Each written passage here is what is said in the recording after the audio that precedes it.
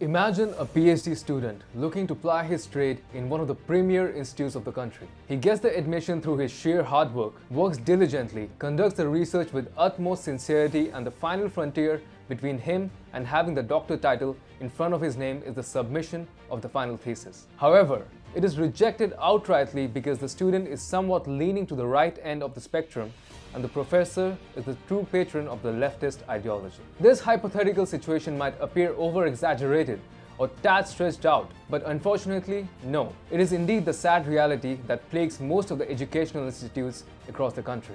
To do away with such habitual behavior, the Government of India recently announced that it is quashing the requirements of PhD degree for the candidates looking to apply for the posts of assistant professors in educational institutes across the country. Hi and welcome. You're watching TFI English, the national socio-political analysis arm of the TFI Media Group.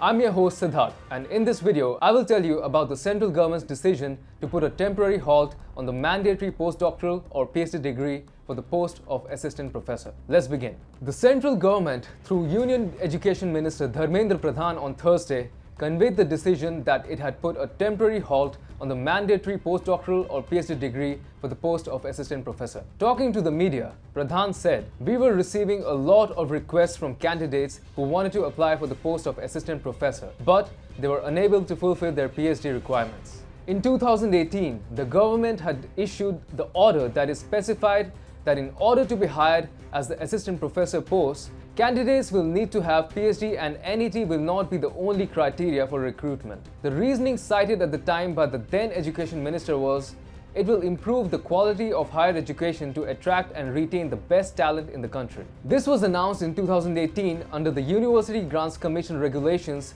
which regulates the minimum qualifications for appointment of teachers and other academic staff in universities and also colleges, and also other measures for the maintenance of standards in higher education. With more than 40% teaching positions across 44 central universities being vacant as of April 1, according to Pradhan, the move to scrap the PhD requirement will also help fill the vacancies and plug the gap in the education sector. It is indeed laudable that the government has done away with the compulsion to have a PhD degree, for there is a fledgling PhD mafia culture across the country, whether it be in big premier institutes or ideologically driven institutes such as the JNU or TISS, slowing down the process of churning high-quality researchers and depriving India of bright, furnace-cooked intellectual minds. More often than not, the students writing their thesis or conducting their research are made to bend in a certain direction by their supposed mentors who want to indoctrinate them with their worldview.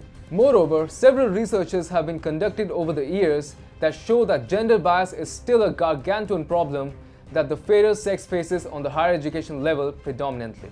Gender stereotypes are broadly shared and reflect differences between women and men in their perspective and manner of behavior. Importantly, gender stereotypes also impact the way men and women define themselves and are treated by others, which in turn contributes to and perpetuates such stereotypes. While there is a dearth of studies in the Indian context, a 2016 study published in Econ Journal stated that in the disciplines of social sciences, it was found that there were 11.5 Democrats for every Republican teacher in the 40 premier institutes of the USA. The difference will not be much when a similar microscope is used when gauging the numbers at Indian universities. Is the folklore a running joke? One might say that the majority of the professors are left-leaning or communists in the country, scurrying around the institutions with a very worn-out satchel, sandals with socks on, and a copy of the Communist Manifesto in their hands. Each one of us that has been a part of the education system in any capacity has seen the implicit and explicit behavior of the professors.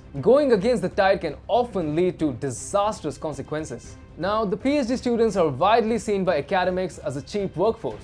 They are made to work with limited funding, limited access to the resources, all the while the so-called intellectual mentors gobble the major piece of the pie. A major problem that is a common thread amongst the plight of the PhD students is the apathetic behavior of the supervisors. The supervisors and their responsibilities are rarely and clearly defined because the supervisors are not accountable to anyone for carrying them out, and they rule with impunity without any fear of being chastened for their behavior. The modus operandi of the supervisors is eerily reminiscent to that of the collegium system of the judiciary prevalent in our country. Post-1993, higher judiciary judges are being selected by the collegium system. Judges of the Supreme Court are now appointed by the President of India on the recommendation of a collegium headed by the CJI and comprising 4 of his senior-most colleagues. The collegium is the real judge maker. Our limited purpose of examination is that in the last 71 years, which includes 43 years of executive dominance and almost 28 years of the collegium system, no woman judge has been able to get appointed as the Chief Justice of India. While comparing the PhD mafia culture with the collegium system might be downright naive, the workings of both the systems have an uncanny similarity. Well, both tend to be a closed private group where transparency and clarity go out the window. Rummaging around in themselves, the top judges can cherry-pick their dummy candidates at the premier post, while the coteries of the PhD teachers can hold off a potentially deserving candidate just because his or her political spectrum might be different from theirs. Accountability is the sine qua non of any vibrant democracy. Every institution possessing and exercising the powers enshrined in the Constitution and other laws must be accountable at large. Judiciary is no exception. The courts perform the critical function of dispensing justice. However, it is appalling that even after more than 70 years of independence, we do not have any legislation dealing with the accountability of the judiciary. Similarly, professors trying to plaster their biases and closeted beliefs as a general practice is something that needs to be called out. Even if an individual is inclined in the direction of their peers, it doesn't augur well for the work when it is evaluated by certain friendly peers. Critique forms the cornerstone of research work, and if one has to bend to please their teachers, then the research loses its sanctity and sets itself for failure.